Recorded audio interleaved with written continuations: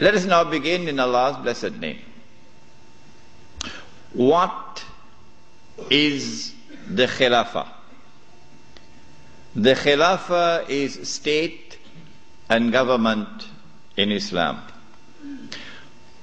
What is Islam? The definition of Islam is submission to Allah. What is submission to Allah? Submission to Allah is submission to Allah as Al-Malik. In some translations in English you find Malik as king. No. We don't want that translation tonight. We're dealing with political terminology here tonight. And so Al-Malik is the sovereign. Now that's a word you'll understand.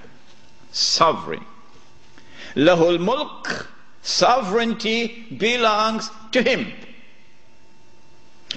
And so to submit to Allah in Islam is to submit to Allah as sovereign who possesses sovereignty.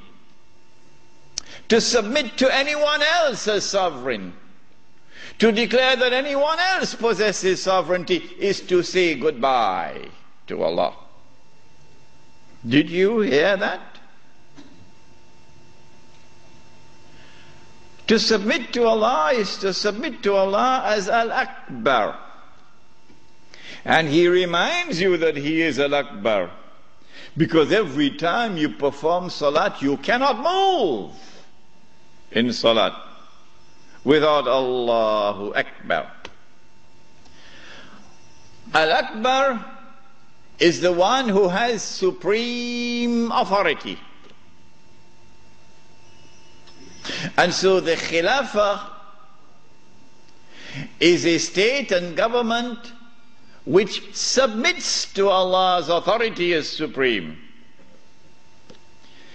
For a Muslim to submit to anyone else and recognize his authority as supreme is to say goodbye to Allahu Akbar.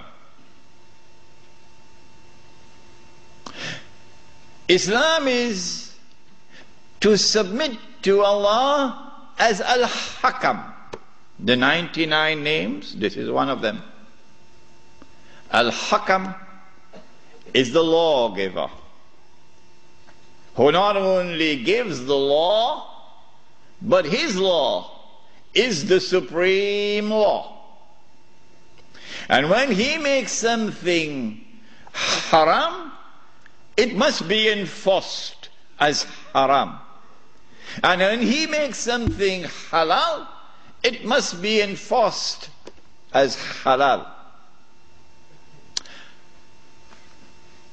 And so anyone who submits to any law other than Allah's law as the supreme law has said goodbye to Allah subhanahu wa ta'ala as Al-Hakam. This is called, in the political terminology of Islam, this is called shirk. When Fir'aun declared, and of course everyone knows what Fir'aun said, Ana Rabbukumul A'la, I am the one who is sovereign. I possess sovereignty. That was shirk. When he declared, Ana Rabbukumul A'la, I am the one who possesses supreme authority, that was shirk. When he declared, Ana Rabbukumul A'la, my law is the supreme law in the land of Egypt, that was shirk.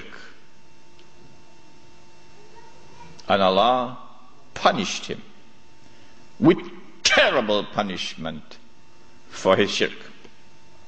This then was the Khilafah, a system of state and government in which Muslims could submit to Allah subhanahu wa ta'ala as Al-Malik, as Al-Akbar, as Al-Hakam. The Khilafah was destroyed. Who destroyed it? Why did they destroy it? How did they destroy it? When did they destroy it? What did they replace it with? With what was it replaced? And what is its destiny? These are awesomely important questions which very few can answer today. There is a book outside which was not written as an attack on a religious movement, the Wahhabi movement, no. It is entitled The Caliphate, the Hejaz, and the Saudi Wahhabi Nation State. It's outside. And it answers all of these questions. Now then, let us begin the lecture as to who destroyed the Khilafah and why did they destroy it and how did they destroy it.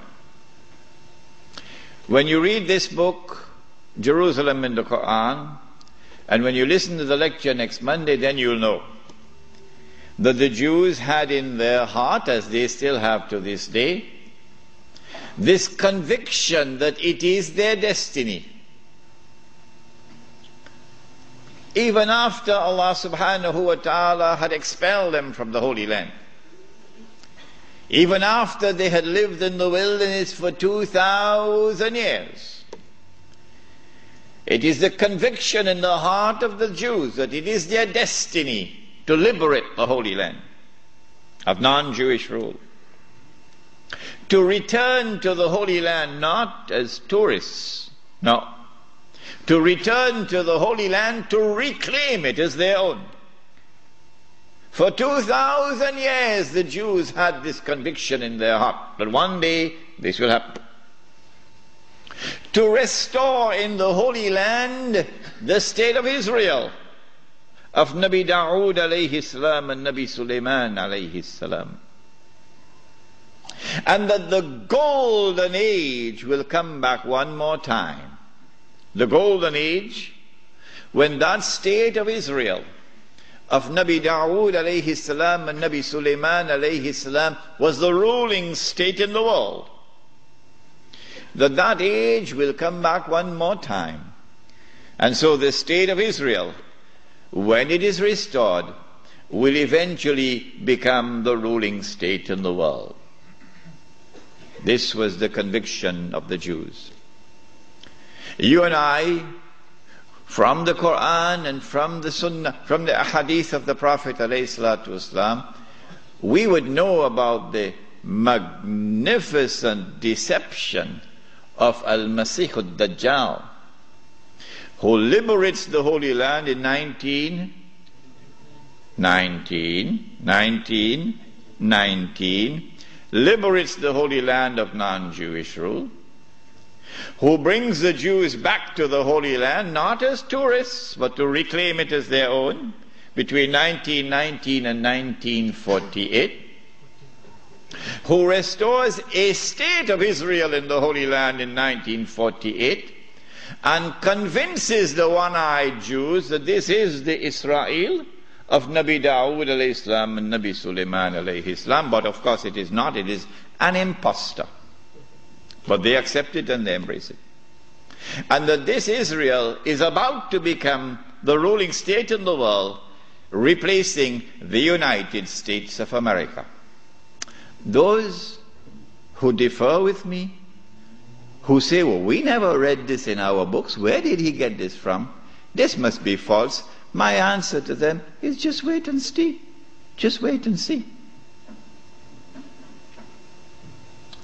If this is to be accomplished, and the golden age of the Jews is to return one more time,